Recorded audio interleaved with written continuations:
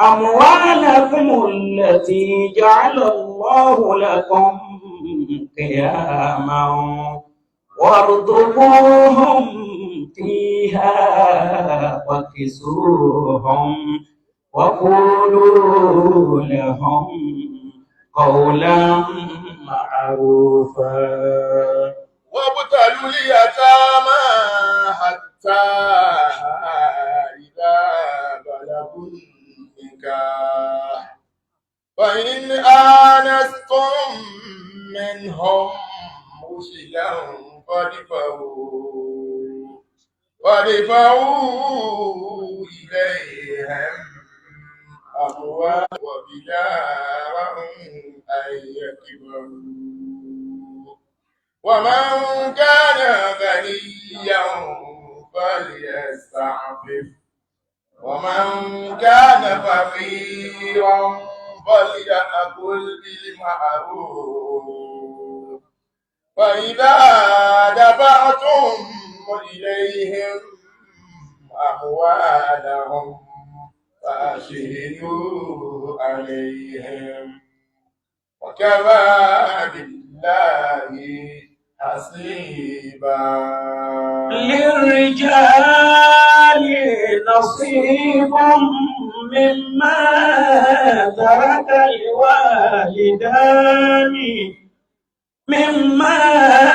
ترك الوالدان والأقربون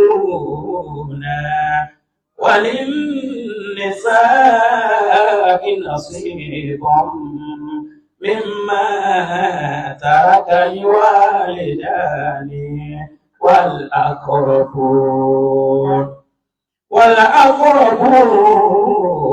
مما قل منه أو كثر نصيبا مفروضا.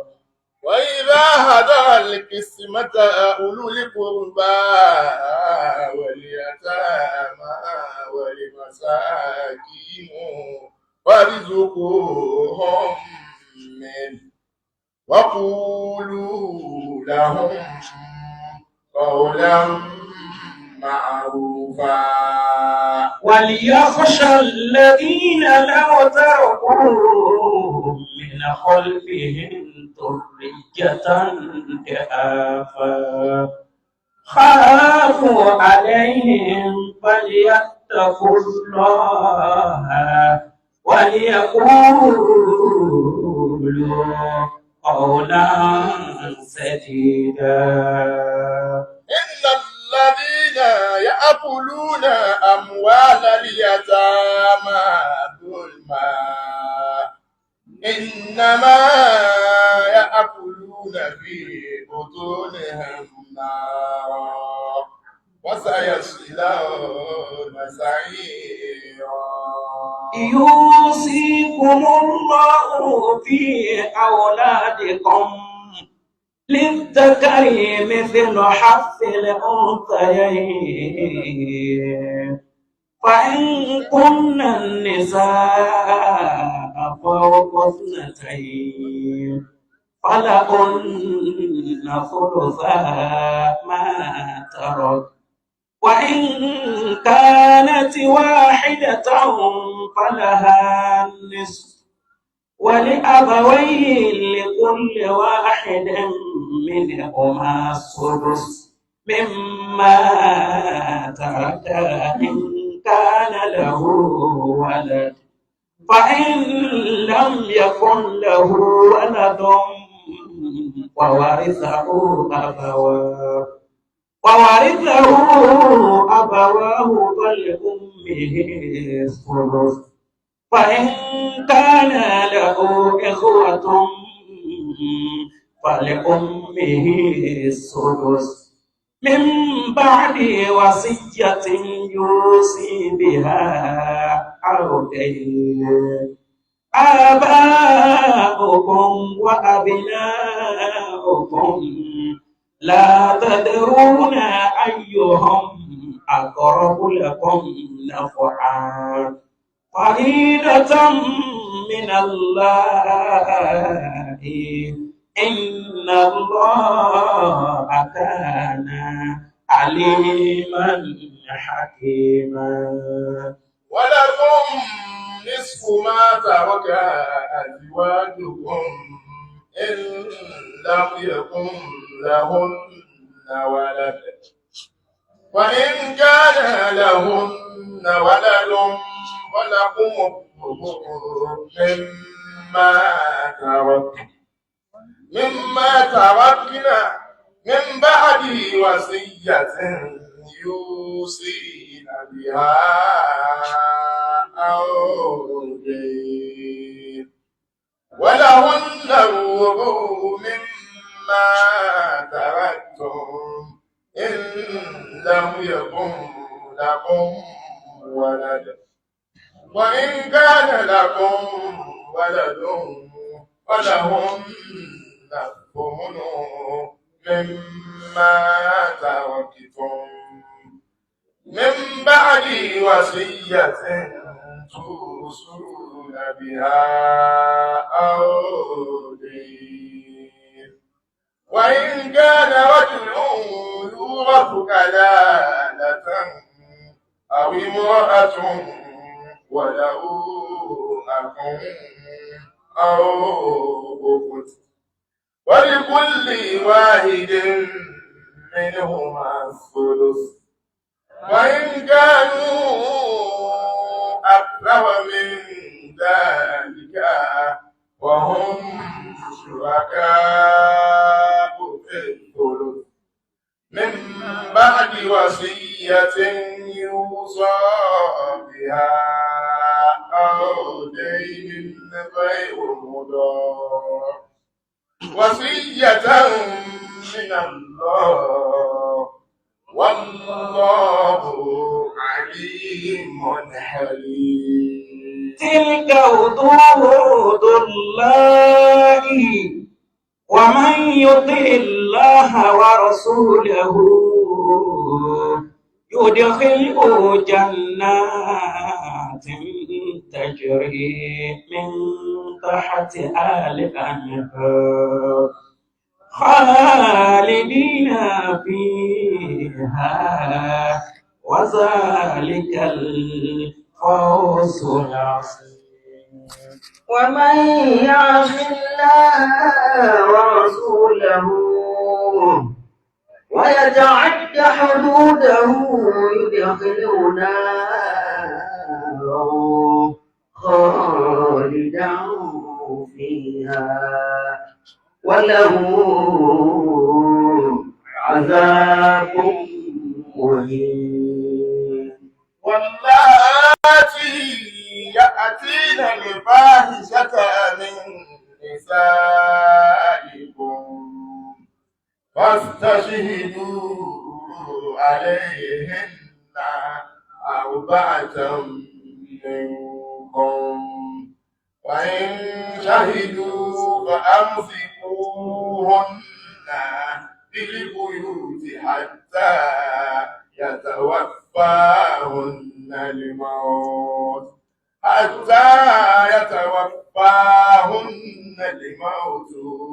أو يجعل الله لهن سبيلا. واللذان يأتيانها منكم فآذوهما فإن تابا وأصلحا فأعرضوا عنهما إن الله كان توابا رحيما. إنما التوبة على الله للذين يعملون السوء بجهالة ثم يتوبون من قريب فأولئك يتوب الله عليهم وكان الله عليما حكيما.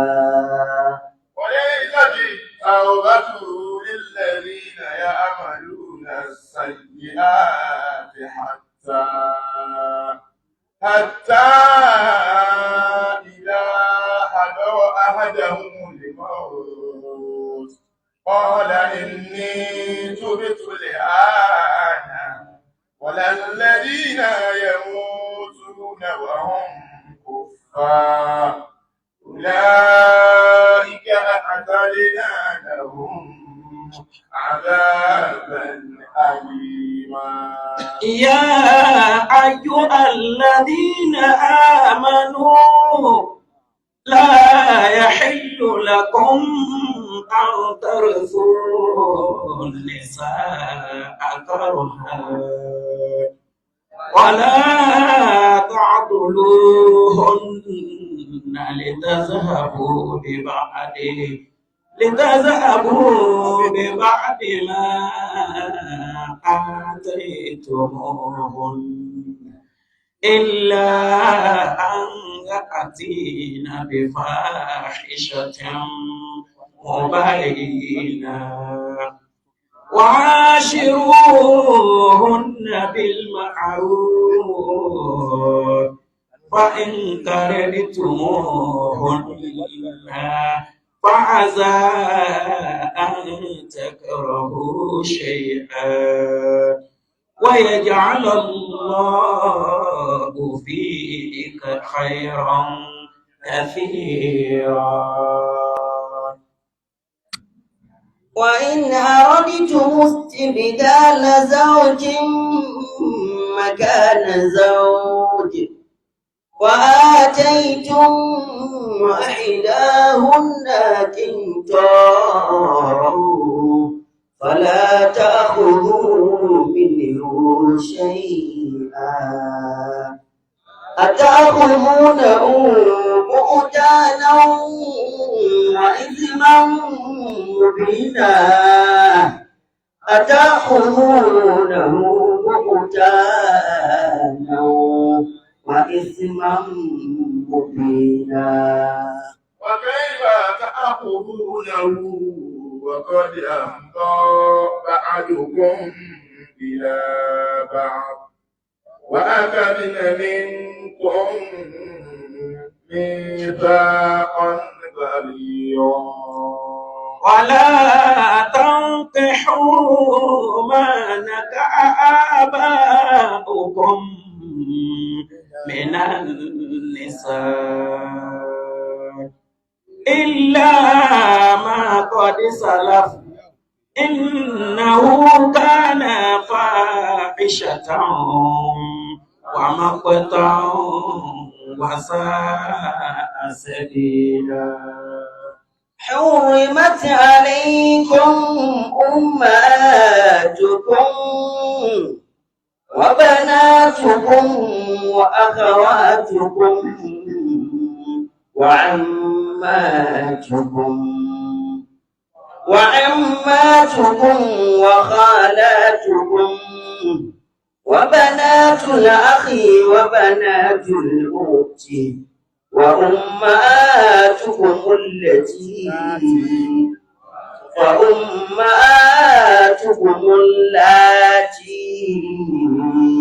أرضعنكم وأخواتكم من الرضاعة وأمهات نسائكم وربائبكم اللاتي في حجوركم من نسائكم اللاتي دخلتم بهن فإن لم تكونوا دخلتم بهن فلا جناح عليكم وحلائل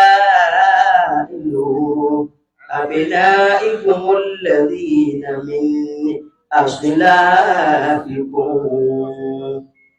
وأن تجمعوا بين الأختين إلا ما قد سلف إن الله كان غفورا رحيما.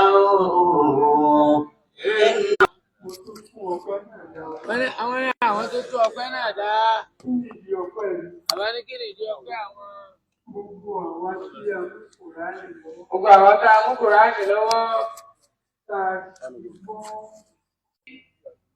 ọpẹ́ mi fún Ọlọ́run.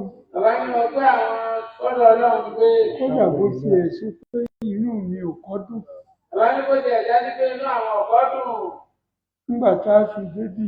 nígbà táwọn fi débí. àmọye àwa tá a wà ní. péréte èèyàn ni ó wà nìyí. àmọ́ nísìnyí. ọjà ń tí ń kú. ọjà tí ó ń kú yóò tó kú sí. ọ̀nà àlìjẹ́nà gbogbo wa ń tí ń kú. ọ̀nà àlìjẹ́nà gbogbo wa ti ń pọ̀. Ọlọ́run kò fi àmọ́ nǹkan tí Ọlọ́run ó ṣe. Kò sì sẹ́ni tó lè sọ wípé ìgbà báyìí lọ́dún òde.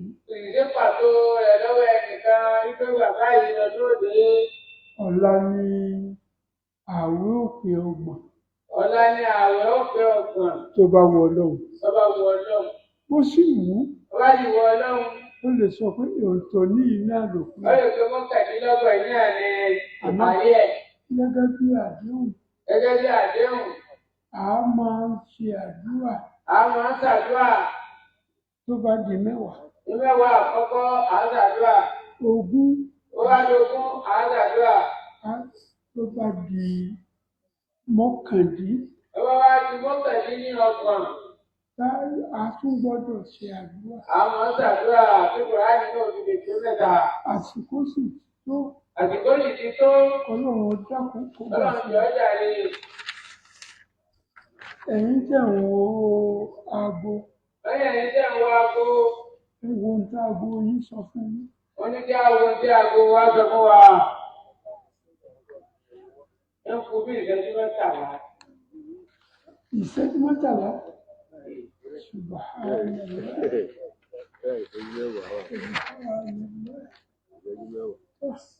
Kódà bó ṣe àyà kan. Bàbá ní bó ṣe àyà kan ìwọ̀n akẹ́kà. Níbi tá a bá kéwú dé. A gbé láti bẹ̀. Sásàjìdúnà. Àyà 91.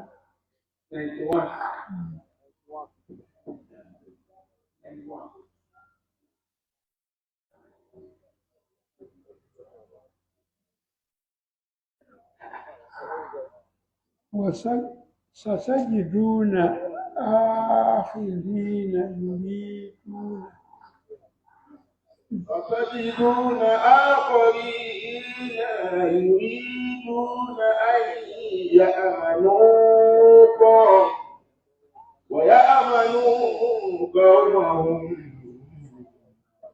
كلما ردوا إلى الفتنة أركسوا فيها وإن لم يعتزلوكم ويلقوا إليكم السلام ويكفوا أيديهم فخذوهم واقتلوهم حيث ثقفتموهم وأولئك جعلنا لكم عليهم سلطانا مبينا وأولئك جعلنا لكم عليهم سلطانا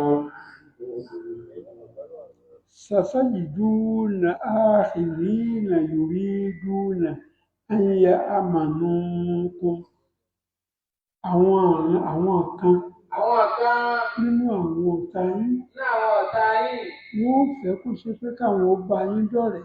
Wọ́n fẹ́ bá yín dọ̀rẹ́ káwọn fà mọ́ yín. Wọ́n fi ọkàn tán yín. Wọ́n fọkàn tán yín. Bí wọ́n ti ṣe ń fi ọkàn tán yín yìí. Wọ́n ṣe ń fọkàn tán yín. Bẹ́ẹ̀ náà wọ́n ń fọkàn tán àwọn tí wọ́n jọ ń ṣàṣepọ̀. Bẹ́ẹ̀ náà ni wọ́n fọkàn tán àwọn tí wọ́n jọ ń ṣe àṣepọ̀ ìkejì ẹ̀mí wọn. ويأمنوا قومهم كلما ردوا إلى الفتنة أركسوا فيها gbogbo ìgbà tí wọ́n bá ti padà sínú wàhálà ìjà gbogbo kọ́nẹ́kọ́nẹ́. Gbogbo ìgbà tí wọ́n bá ti padà nínú gbogbo ìjàkújíjàǹfà gbogbo wàhálà fìtínà. Tí wọ́n sì kó sínú ẹ̀jẹ̀gún. Tí wọ́n sì kó sínú rẹ̀ jẹ̀gún. Oríkìsù fi ha. Wọ́n kó sínú ẹ̀tùjẹ́ tí wọ́n kó sínú ẹ̀jẹ̀gún. Wọ́n kó sínú rẹ̀ jẹ̀gún ní وإن ẹ̀jẹ̀ لم يعتزلوكم ويلقوا إليكم السلام فإن لم يعتزلوكم ويلقوا إليكم السلام. Tí wọ́n bá nítorí tí ń ṣẹlẹ̀ wọ́n yẹra fún yín. Nítorí tí ń ṣẹlẹ̀ wọ́n yẹra fún yín. Àbí ويلقوا إليكم السلام. Kíkí tẹ̀ máa kíra yín tẹ́lẹ̀. Kíkí tẹ̀ máa kíra yín tẹ́lẹ̀. Wọn kì í yín mọ́. Wọn kì í yín mọ́, wọ́n dẹ̀yẹ sí yín. ويكفوا أيديهم. Wọn ò sì dáwọ́ ìbá yín jà. Wọn ò sì dáwọ́ bíbá yín jà.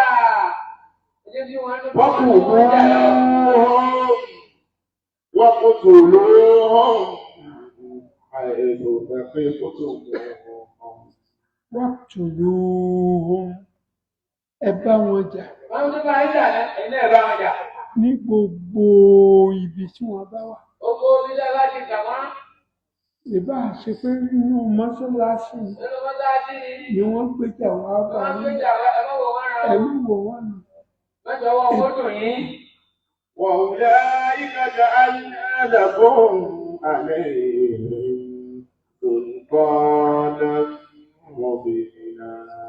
Àwọn eléyìí tọ́lọ́run ń sọ̀rọ̀ nípa wọn. Ntí a lè fi wọ́n wé. Àwọn jòkè jẹlẹ̀. Sòkè sódò. Àwọn ni wọ́n mọ̀ pé nǹkan dà. Àwọn mọ̀ pé kò dà. Wọ́n ń kó àṣírí tí wọ́n lọ tó fún wọn náà. Bẹ́ẹ̀ náà sì ni tiwọn náà. Wọ́n tún kí ló fà á tí wọ́n fi ṣe bẹ́ẹ̀. Wọ́n ń fẹ́ lásìkò pẹ̀lú. Wọ́n kùn yín. Wọ́n sì kún àwọn èèyàn. Kíkún tí wọ́n kún yín ti jàmbá ni. Tí wọ́n bá gbé ogun kò yín. Nígbà tí wọ́n bá ti rì sínú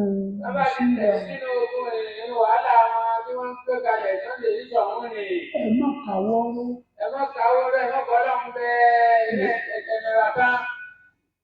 Àwọn Yorùbá ní òwe Yorùbá.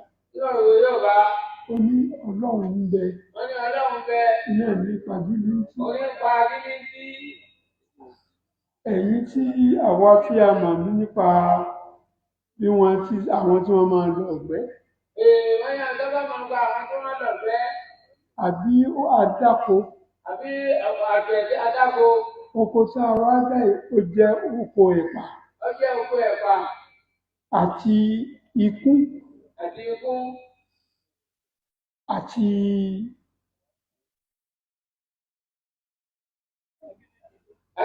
òkété àgìlìntì. Wọ́n wọ̀ ọbẹ̀.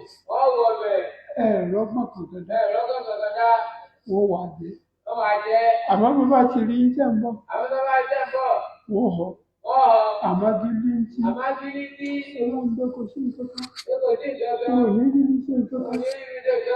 Èèwọ̀n tó bá ti sáré díẹ̀.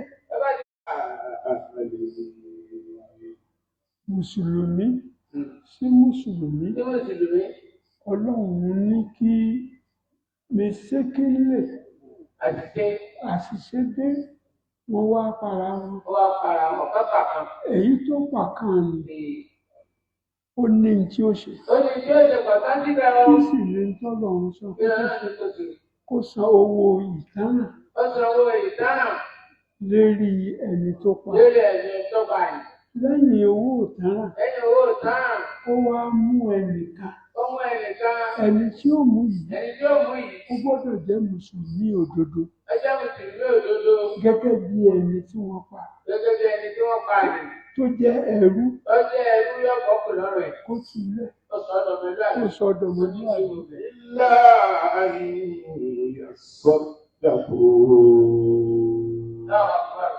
ìgbà tẹ́wọ̀n tẹ̀lé lè fún wọn ní nǹkan kan ní pé wọ́n bá sọ pé wọ́n yọ̀dá tí wọ́n bá sọ pé àyọ̀dá pé òkú màmá ó tètè ò ní mọ òkúkú màmá ó ṣèṣì ní gbogbo ohun tí èèyàn máa ṣe mo ní kó má ṣe ọ̀sọ̀ fílẹ̀ ọlọ́run kí ọ̀nà. ọlọ́run pé ọ̀sánú rẹ̀ ọwá sọ́ra dé. وإن كان من قوم عدو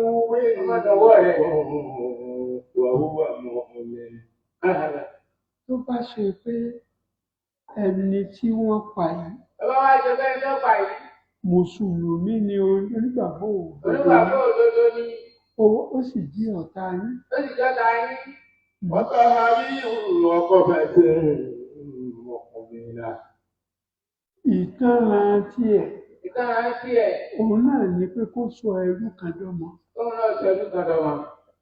àìńkàrà ní káwọ́ وإن كان من قوم بينكم وبينهم ميثاق فدية مسلمة إلى أهله وتحرير رقبة مؤمنة.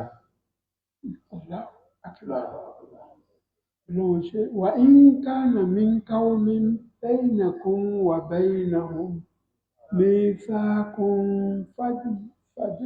فدية مسلمة إلى أهله. àwọn tó ṣe pé àjọsọ àjọ tó ń bẹ láàrin àdéhùn ń bẹ àdéhùn bẹ láàrin láàrin pẹ̀lú wọn. mùsùlùmí ni ìsìlùmí ni mùsùlùmí ni wọn náà ìsìlùmí ni wọn náà àní bára wa jà àníkọ́ra wa jà. gbogbo ohun tẹ́ ẹ bá ṣe gbogbo tí a bá ṣe á mọ̀ fúnra wa ní chance a mọ̀ fúnra wa ní chance. tó wá ṣẹlẹ̀ lọ́wọ́ rẹ̀ ọba ṣẹlẹ̀ lọ́wọ́ rẹ̀ ní tó fi san padà tó fi sá padà nítorí àdéhùn tí ń bẹ lórí láàrin àdéhùn tí ń bẹ láàrin yín. òun ni pé kó o sọ ẹrú dọmọ ọ̀sọ̀ ẹrú dọmọ lẹ́yìn ìgbà tó o bá ṣẹrú dọmọ ọba ṣẹrú dọmọ tán kó o wá sanwó ẹ̀mí. ọ̀sàwọ̀ ẹ̀mí ومن لم يجد mílíọ̀nù ní níjọba ẹgbẹ̀tẹ̀. فصيام شهرين متتابعين توبة من الله. bó o bá wá lágbára kankan nínú bàbá lágbára kankan ní kárí wọ̀nyí pé kó o ṣe kò ṣe é. وصيام شهرين متتابعين ó gba ààwẹ̀ ọgbà àwẹ̀ fún oṣù méjì oṣù méjì sáyé létí léra wọn léra wọn ni. tó o bá gbà lónìí ó gbà lọ́la ọgbà ó lọ́la gbà títí yóò fi pósù lọ. títí bèbè ni. توبة من الله. tó o bá ṣe eléyìí bàbá ṣe léyìí ìjárí tèmi ọlọ́run lórí ti mójúkò fún ọ àìsé ọ̀gá ò. وكان الله عليما حكيما. وكان الله عليما حكيما. dájúdájú ọlọ́run ọba adájọ́ ọlọ́run àlímọ̀ ọba olùmọ̀ní olùmọ̀ni tó ní ẹsẹ̀ yìí ọmọ sí àlímọ̀ ọ̀jọ̀gbọ́n ni ọ̀jọ̀gbọ́n ni lẹ́yìn tó ní ẹsẹ̀ yìí kẹ́mẹ́ wọ́n bá jùlọ ní fún yín lọ́dọ̀ ọ̀la wọ́ṣù. mo dúpẹ́ fọlọ́ ọ̀la ń dúpẹ́. gbogbo àwa tá a gbé kùránì lọ́wọ́ gbogbo àti àgbẹ̀kọ̀ rán lọ́wọ́ ibi tá a bá dé lọ́dún yìí ẹni tá a bá dé lọ́dún ẹ yìí má kì í bẹ̀ wọ́n ní ẹ bá kì í bẹ̀ yóò gbọ́ ọlọ́run lọ́kùn ọlọ́run á tó kí i á tún pàdé pẹ̀lú òkú ọlọ́run ní ìyá àlọ́ ìyá àlọ́ ìyá àlọ́. mo mọ̀ yí pé mo ti lo àsìkò yín àwọn ní àwọn mọ̀ pé àti lọ́ra wa lásìkò. ẹ̀yin lẹ́sìn lo àsìkò tèmi wọ́n ní àwọn láti lọ àdìpọ̀ àwọn nítorí àdéhùn tó kó tá a gbé kọ́ lélẹ́ yìí ìgbé àdéhùn tá a gbé kọ́ọ̀lì yìí ẹ̀pẹ́kẹ́ tó dé ẹgbẹ́ ìjọba mẹ́ta pé wọ́n o. a sì gbọ́dọ̀ mọ́ ṣàdúrà a sì gbọ́dọ̀ mọ́ ṣàdúrà wọ́n náà ti gbọ́dọ̀ lọ́sàdúrà àsìkò gbígbàdúrà tá ń mọ̀. Àsìkò gbígbàdúrà tá ń mọ̀. Bàbá wa fàdúrà lẹ́yìn. Bàbá wa fàdúrà lẹ́yìn. A máa lọ ilé. A máa lọ ilé. Bí ìgbà tó ṣe pa sí nǹkan. Nígbà tá a ṣe gẹ́gẹ́ lórí. Nítorí náà, Àlùkùránì tó yẹ ká kí. Àwọn Àlùkùránì tó ká ké. Nígbẹ̀yìn. Nígbẹ̀yìn. Wọ́n ti há káàkiri. Wọ́n ti há. Ẹ dákun. Ẹ dákun. Ẹ dákun. Ẹ dákun. Ẹ má mú un lọ ilé. Má mú un lọ ilé. Ẹ já padà fún ẹ. Ọ̀tọ̀ gbàdúrà yóò gbà, má mú un lọ ilé. Àfáà wa àgbà. Bàbá wa àgbà. Bàbá wa àgbà lágbàjì. Wọ́n sì wá lẹ́sìn máa dé máa sí wa.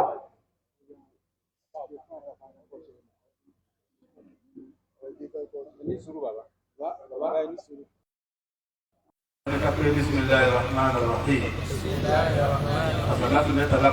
اللهم صل على سيدنا محمد وعلى آله وأصحابه وسلم.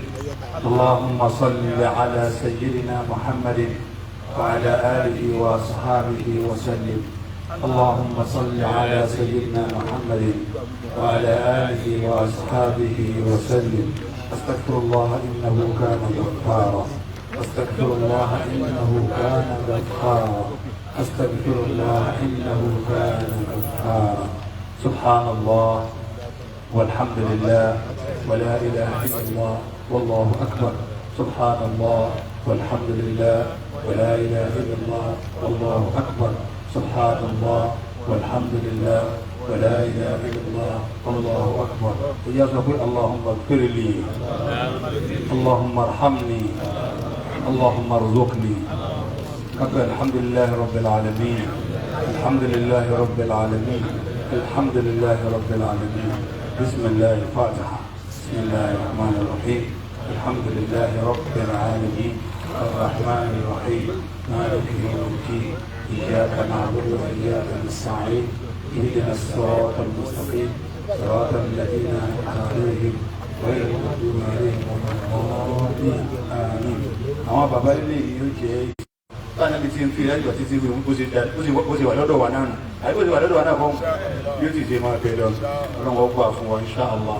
àwọn bàbá wọ́n bẹ̀rẹ̀ fún wa nísìnyí àwọn bàbá tọ́lọ́ ni wọ́n bẹ̀rẹ̀ fún wa tó fi kí ibi tí wọ́n dé lónìí àlékún àlàáfíà ara lọ́gbà ṣe fún àwọn bàbá wọn ni gbogbo àwọn àtàwọn táwọn wá gbọ́ náà ọlọ́jà gbọ́ pẹ́ ó sì já sọ pọ̀lọpọ̀ láyé eléyìí náà àtọ̀tù dúpẹ́ fọlọ́run àìsàn ti bí ọlọ́run ó ní tí ìdí pọ̀ náà bá wa bàbá bismillah. أعوذ بالله من الشيطان الرجيم. بسم الله الرحمن الرحيم. الحمد لله رب العالمين الرحمن الرحيم مالك يوم الدين. إياك نعبد وإياك نستعين. اهدنا صراط المستقيم